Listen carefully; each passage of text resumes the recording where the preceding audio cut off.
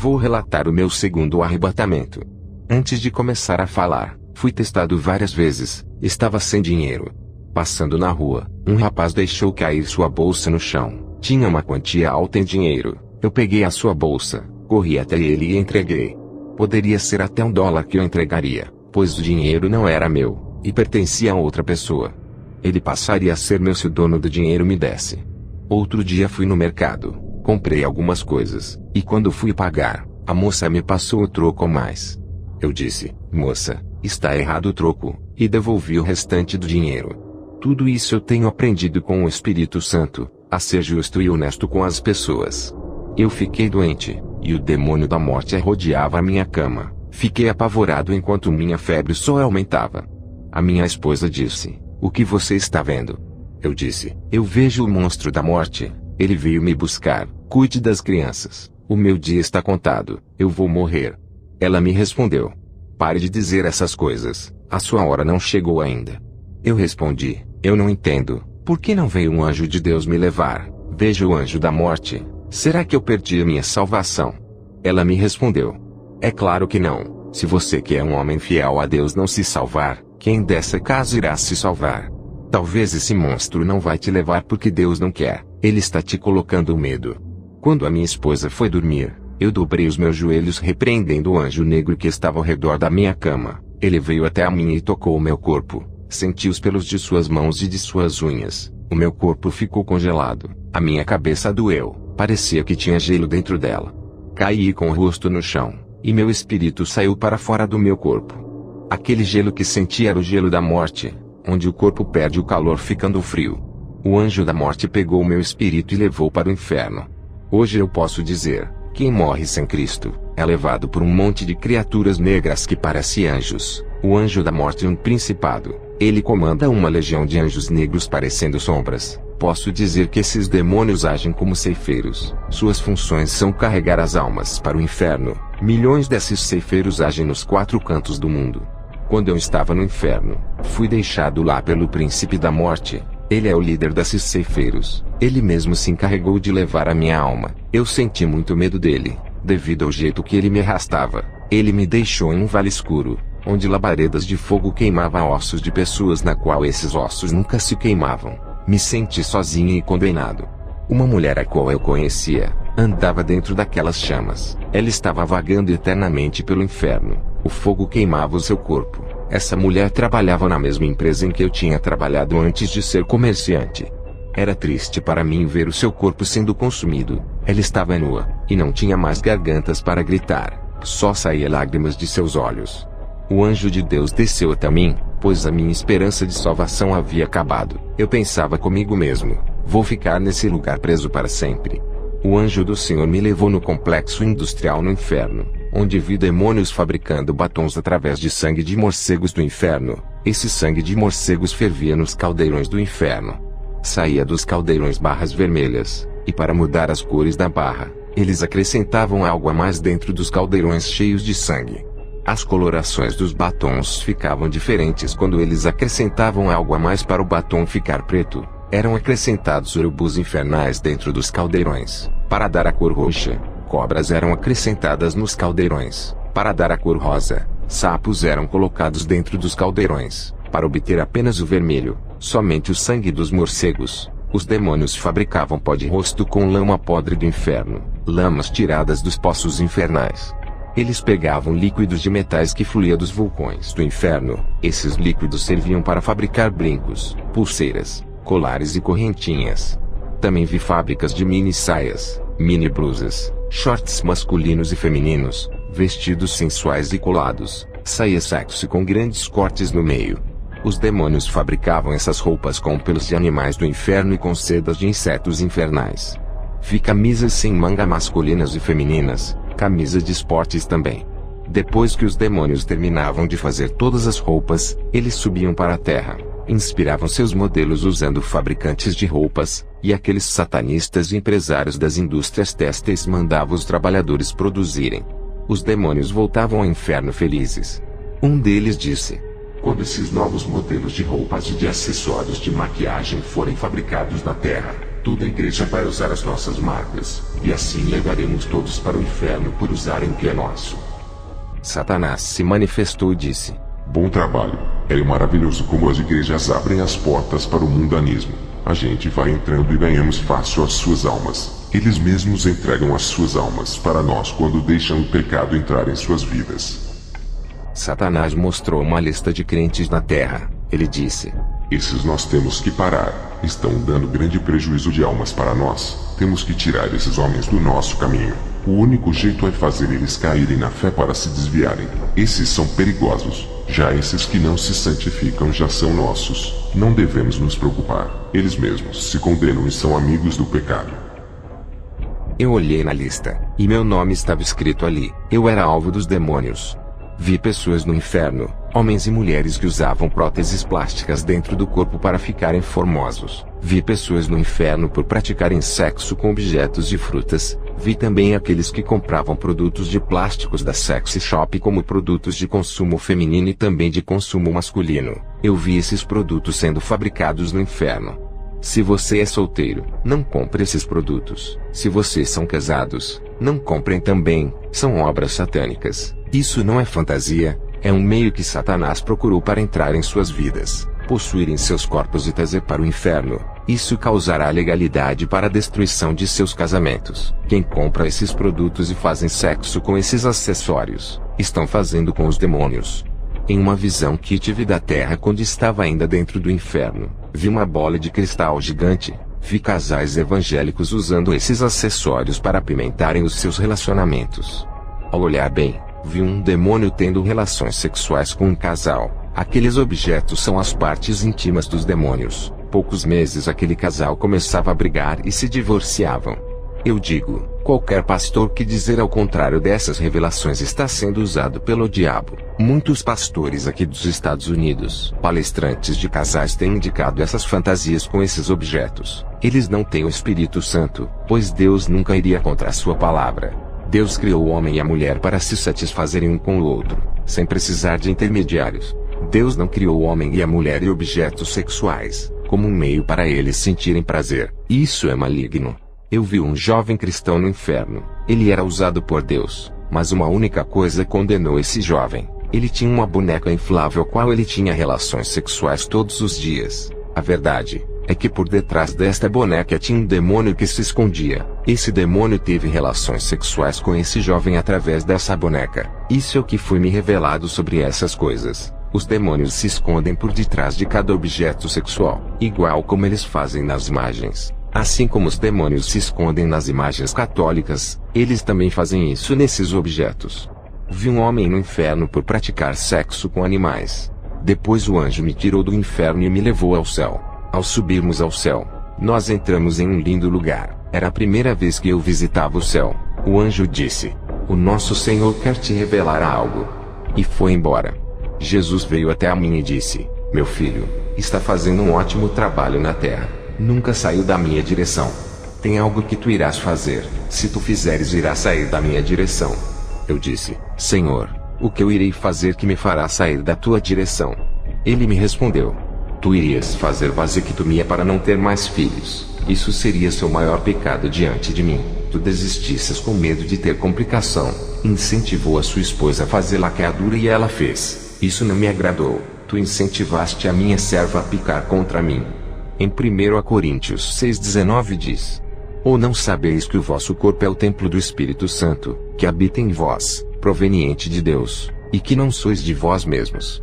Ele dizia: "Ai daqueles que destruírem esse templo, perdoarei a sua esposa por causa de sua inocência, mas todo aquele que ficar sabendo dessa verdade e destruir aquilo que eu criei, não será tomado por inocente." Cirurgias plásticas e enfeites me abominam. Não importa o quão belo seja a mulher ou um homem na aparência, a beleza que me agrada provém da alma e do espírito. Eu olho a santidade. Não considero a beleza física que atrai o mundo e não a mim.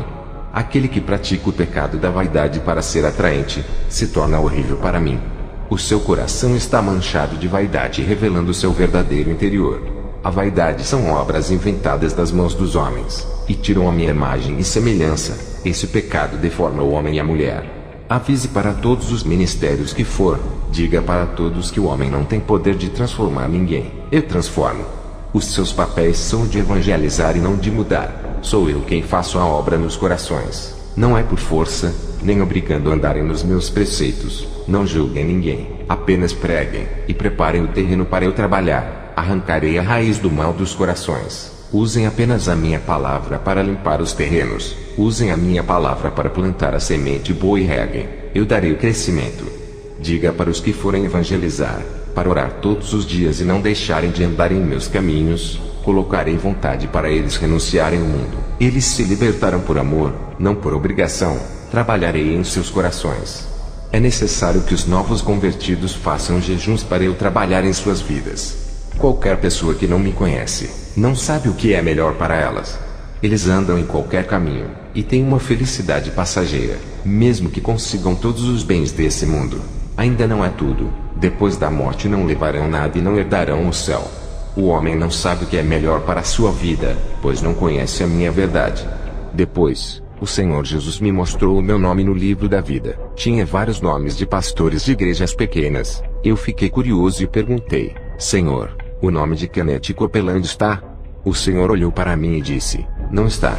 Eu disse: e o nome de John Hagee, Joel Osteen, Benny Hinn? O Senhor disse: não está. Eu disse: e o nome de Joyce Meyer, Rick Warren? O Senhor disse: meu servo, esses nomes não estão aqui. Eu não os conheço como os meus servos. Não são minhas noivas. Eu disse: Senhor, mas eles pregam a sua palavra para milhões que vão em seus cultos. O Senhor disse: meu filho, esses são amantes do dinheiro. Eles usam minha palavra para comércio. Eu nunca falei para venderem meu evangelho. Eu disse para pregar de graça para toda a criatura.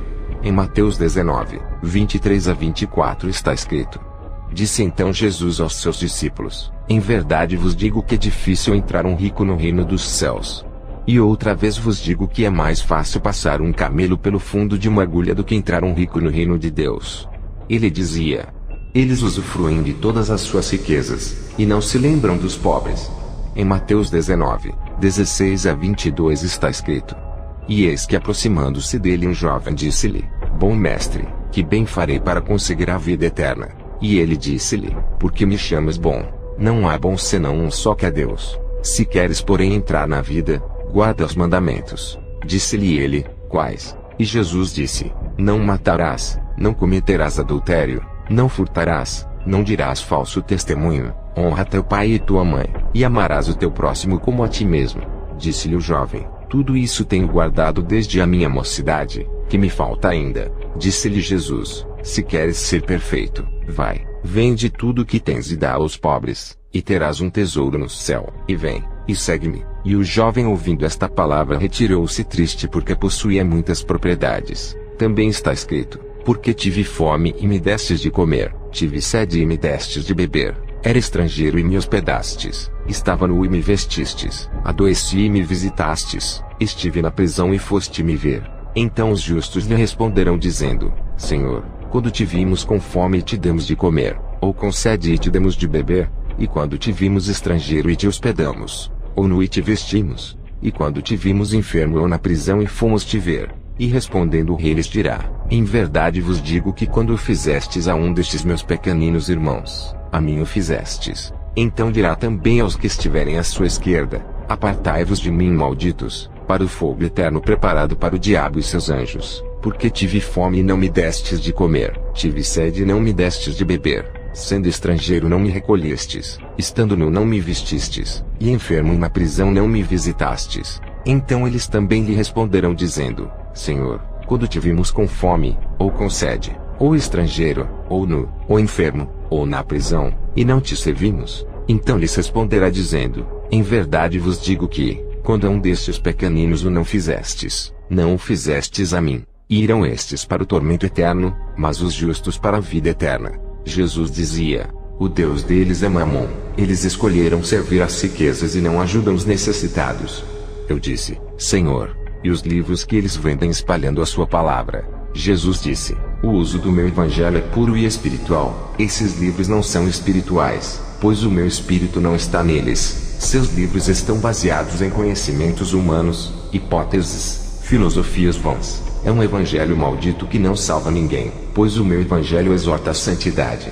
O maior problema de ser pastor de uma grande igreja é a corrupção por causa do dinheiro. Quanto maior for as suas igrejas, mais quantidade de dinheiro irá entrar. Para esses que enriqueceram com minha obra, ainda há tempo para salvarem suas almas. Enquanto eles forem vivos, poderão se arrepender e abandonar suas práticas. E eu os perdoarei, e se a morte lhes surpreenderem e não der tempo para se arrependerem, irão para o inferno. Depois o Senhor Jesus disse: vai, diga as revelações, não se cale. Ai daqueles que duvidarem, te criticarem, chamarem de mentiroso. Ai daqueles que lhe perseguirem por causa das revelações. Quando o Senhor Jesus falou essas palavras, eu estava em minha cama. Eram 7 horas da manhã. Minha esposa Kemi Atsushi estava dormindo. Eu tive esse arrebatamento às 3 da madrugada e voltei às 7 da manhã. Tinha mais uma missão em relatar esse testemunho por onde eu passasse.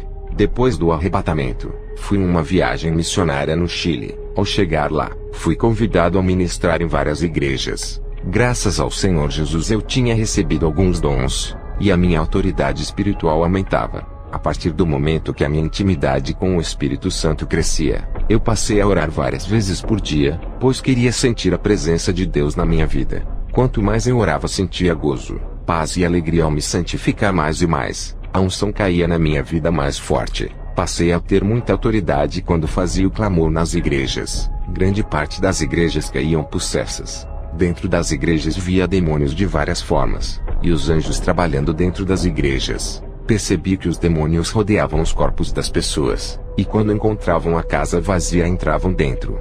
As possessões não eram pelo corpo inteiro. Eu vi pessoas sendo possuídas apenas por uma parte de seu corpo. Isso existe realmente. Se você não entregou a sua vida por completo, tem pessoas que ainda não converteu seus cabelos. Vi demônios alfinetes entrando dentro dos fios de cabelos das mulheres evangélicas. Mulheres que não converteram suas unhas. Vi demônios entrando em seus dedos. Em um culto de libertação, eu expulsava um demônio. Ele não saía. Percebi que o demônio não estava dentro do corpo da mulher. Estava nas mãos. Eu expulsei. Outra mulher estava com o demônio dentro de seus pés. Ela pintava as unhas dos seus dedos dos pés. Mulheres evangélicas que se maquiavam. Vi demônios agregados em seus rostos. Naquele momento, percebi que existe possessão parcial. Essas possessões são causadas por demônios de 3 a 5 centímetros de comprimentos. Eles possuem apenas uma parte do corpo. Já expulsei um mini demônio que estava dentro do estômago de um irmão. Era esse demônio que causava dores e sangramento. Os médicos não conseguiam localizar a enfermidade, pois era um demônio que havia se alojado dentro do estômago dele, e foi expelido pelo poder de Deus. Quando falo dessas coisas, pastores dizem para mim: isso é loucura. Imagine demônios possuírem os cabelos das pessoas por causa de uma tinta. Eles não acreditavam. Satanás vedou seus olhos espirituais. Em 2 Coríntios 4, 3 a 4 diz: mas se ainda o nosso evangelho está encoberto, para os que se perdem está encoberto, nos quais o Deus deste século cegou os entendimentos dos incrédulos, para que lhes não resplandeça a luz do evangelho da glória de Cristo, que é a imagem de Deus. Eu tenho o dom da visão. Eu vejo o mundo espiritual. Esse dom especial paguei um preço na oração, e posso ter convicção daquilo que vejo que é real. Presenciei pessoas embriagadas, viciados em drogas e homossexuais entrarem nas igrejas e não saírem libertos. Via demônios grudados nas costas dessas pessoas colocando jugos pesados. Isso é a prova das lideranças não terem autoridades. Uma igreja caída e sem poder, não consegue libertar os aprisionados, nem aliviar os oprimidos. Pessoas que foram do ministério onde eu pastoreio, as igrejas do Evangelho de Cristo, foram libertas e tocadas pelo poder de Jesus. Os demônios, ao pisarem ali, sentiam o peso da mão de Deus. Essas mesmas pessoas reclamaram de terem ido em várias igrejas, e não conseguiram serem libertas. Se a palavra de Deus liberta, por que não funciona em várias denominações aqui nos Estados Unidos? O que há de errado nos irmãos que congregam nesses ministérios? Eu não estou me engrandecendo, pois sou apenas um servo. Não é eu que sou um grande homem de Deus. São as igrejas que se rebaixaram em nível espiritual. Apenas faça o que a Bíblia manda fazer. Se na sua cidade não tem uma igreja aprovada por Deus que tem a autoridade de Jesus para libertar, você tem que fazer a sua parte: orar, jejuar, se libertar e se santificar. O bispo Willan Conner foi em uma ministração minha. Ele caiu endemoniado para minha surpresa. Depois que eu tirei os demônios dele, perguntei a ele: como pode um convidado de honra que dá ensinamento de teologia em várias igrejas cair endemoniado? Ele me disse: eu sou envolvido com a política. Tenho participado das mentiras do meu candidato, como seu assessor. Fiz muita propaganda mentirosa para que ele ganhasse as eleições. Para isso acontecer, tivemos que mentir. Ele me orientou sobre sua campanha. Prometi muita coisa em seu nome, tudo pelo dinheiro. Não cumprimos nada que prometemos. Me envolvi em escândalos, lavagem de dinheiro. Ninguém nunca descobriu, nunca vazou na imprensa. A política é maligna. Quando você se envolve, se afasta dos propósitos de Deus. É muito dinheiro envolvido. Eu tenho sido porta-voz de muitos políticos. Tenho apoiado suas mentiras por viver uma vida mentirosa. Eu senti que o Espírito Santo se afastou de mim, e um espírito maligno se apossou de mim. Hoje me sinto mais leve. Vou me afastar da política e abandonar tudo aquilo que não agrada a Deus. E a partir de hoje eu faço uma reconciliação com Deus, apesar de me considerar cristão. Depois do bispo Villan ter voltado para Jesus, comecei a ir em várias igrejas. Pegava o microfone e começava a orar e pessoas caíam possessas. Pessoas evangélicas caíam com demônios. Todas essas igrejas ficaram envergonhadas por esses fatos terem acontecido. Por conta disso, rejeitei vários convites para não constranger os irmãos. Até que um dia, o Espírito Santo me cobrou. Algo sobrenatural aconteceu. Nunca tinha visto algo extraordinário. Minha visão espiritual se abriu e contemplei um homem. Seu corpo resplandecia como o sol. Eu não conseguia fixar meus olhos, pois o brilho ofuscava os meus olhos. Se eu insistisse em olhar para esse homem, ficaria cego. Meus olhos de carne não suportariam tanta glória. Ele foi diminuindo todo aquele resplendor de seu corpo. Eu passei a olhar diretamente para ele. Mesmo assim, não conseguia ver o seu rosto.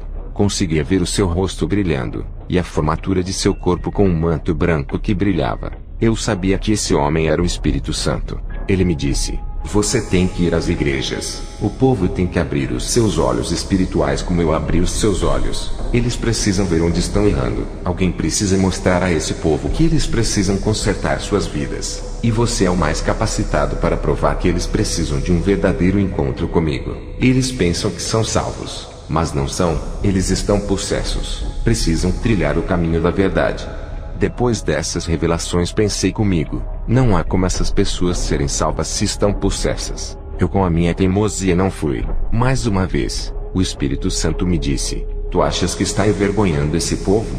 Mas o Espírito Santo me revelou dizendo: digo para ti, homem, todas as igrejas onde tu colocaste os teus pés houve resultados. Aqueles que caíram possessos estão consertando as suas vidas. Depois do aviso do Espírito Santo, mais uma vez rejeitei o convite para ministrar em uma igreja. No outro dia eu estava acamado, cheio de dores pelo corpo. Um ser maligno apareceu para mim na madrugada e deu gargalhadas. Eu perguntei: quem é você? A minha esposa Camila estava dormindo e não ouviu. Ele disse: eu sou Satanás, o próprio. Vou te pegar. Eu perguntei: o que você quer na minha casa? Ele disse: vou te parar. Odeio o seu ministério de libertação. Tenho perdido muitos crentes por tua causa. Eu vou lhe pegar um dia. Ainda vou ganhar a sua alma. Ela é valiosa para mim. Tenho premiado vários demônios para ganhar a sua alma. O demônio que conseguiu ganhar a sua alma ganhará prêmios no inferno. Você ainda vai querer me enfrentar? Eu estou lhe dando uma oportunidade para você desistir do ministério de libertação. Eu posso lhe dar o seu galardão. Eu disse: cala a boca, Satanás. Você é um derrotado. Por que você está tão preocupado comigo? Por acaso está perdendo? Ao dizer isso, Satanás me respondeu: é verdade. Você é um incômodo. Por essa razão, eu vim pessoalmente até você. São poucos os feiticeiros que me viram. Somente os de grande escalão. Eles anseiam em me conhecer. Você tem um privilégio hoje. Eu te dou o galardão hoje se fizer um pacto comigo. Uma aliança de sangue hoje. Ao dizer isso, eu disse a Satanás: você é um mentiroso. No inferno não há galardão. Eu já fui arrebatado até lá. Eu sei muito bem o que você faz com as almas lá. Seus súditos destroem as almas com toda a maldade. Até os feiticeiros e satanistas que fazem a sua vontade, todos estão em grande sofrimento. Suas recompensas são a destruição de seus espíritos. Os galardões para os que te servem são a morte. Satanás, ao ver que eu refutei, continuou a dizer: eu posso te dar um trono no inferno. Sentarás ao meu lado e governarás comigo. Eu disse a ele: o seu reino está desmoronando. Em breve estará no lago de fogo. Satanás, não convencido, fez aparecer uma mala cheia de dinheiro. Ele disse: Não quero um reino no inferno. Vou lhe dar um reino na terra. Posso lhe fazer famoso. Te dou fama, riqueza e sucesso. Não precisa parar de ser cristão. Faz um pacto comigo e te dou essa mala de dólares. Te farei o pregador mais famoso dos Estados Unidos. Veja agora a sua vida. Tu não és reconhecido por ninguém apesar de ter muitos dons. Não é valorizado com esses dons. Tu podes ir além. Terá os melhores apartamentos. As grandes igrejas te reconhecerão. Até o presidente reconhecerá sua fama. Ele o convidará para almoçar. Você irá pregar para as celebridades, pessoas famosas e importantes. Só lhe peço uma coisa: não trabalhe com libertação, apenas ensine a palavra. Não ore com fervor. Substitui a oração pela teologia. Depois desse pacto ganhará muito dinheiro. Você irá se arrepender e pedir perdão para o seu Deus e ainda ser salvo. Olhe que vantagens. Isso é uma maravilha. Eu disse: vá embora, Satanás. Ele disse: fez a sua escolha então. Prefere viver a sua vida pobre e medíocre servindo a um Deus que tem prazer que seu povo viva na miséria. A partir de hoje, não terá mais paz em sua vida. A guerra está declarada. Eu já estou vencendo. Eu disse: você está de blefe. Satanás respondeu: então por que você evitou de ministrar nas igrejas? Não sabe responder. Fui eu que manipulei a sua mente. Não vigilou. Acertei um dardo maligno e você obedeceu. E por causa disso ganhei permissão de tocar na sua carne. Estou esperando a sua grande falha para levar a sua alma. Eu falei bem alto: o sangue de Jesus lhe repreenda, Satanás. Ele desapareceu em forma de uma fumaça escura. Minha esposa acordou e perguntou: está tudo bem? Eu disse: eu tive um confronto espiritual essa noite. Pode dormir, quando o dia amanhecer eu lhe conto tudo. Meu filho Robert Atsushi virou homossexual para minha tristeza. Apesar de tudo isso, continuei amando meu filho. O meu braço direito, presbítero Carlo, que me ajudava no meu ministério, me abandonou. Foi para outra igreja e começou a me perseguir verbalmente, atacando meu ministério. Perdi uma casa. Um caminhão desgovernado bateu em minha casa e matou meu filho David Atsushi. A minha esposa foi embora e me deixou. Nosso filho David havia morrido por causa da batida do caminhão. Ele era meu filho mais novo. Fiquei sozinho dirigindo a igreja. Fui morar de favor na casa do irmão Brad. Pastores que queriam ver a minha derrota zombavam de mim, dizendo que eu não servia a Deus, e que ele havia me abandonado. Eu olhava para o rosto desses zombadores e via se transfigurarem em demônios. Seus corações revelavam a maldade de seus interiores. Muitas pessoas começaram a sair do ministério que Deus havia me concedido. Fiquei a cada dia triste sem saber o que fazer. Naquela noite, Satanás veio até mim onde eu estava hospedado na casa do irmão Brad.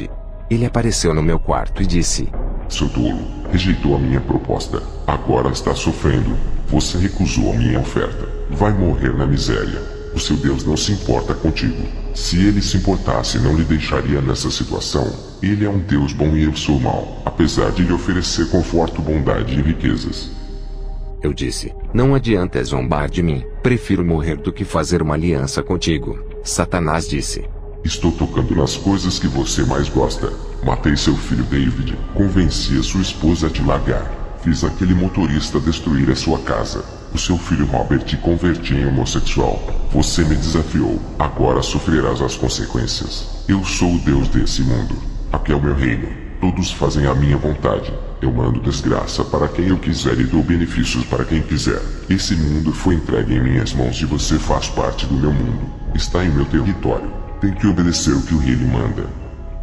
Eu disse: está bem, Satanás. Você acabou de me declarar guerra. Você pode até estar no controle desse mundo, mas não da minha vida. Vamos ver quem pode mais, o meu Deus ou você. Se for mais forte do que ele, ainda me matará e levará minha alma.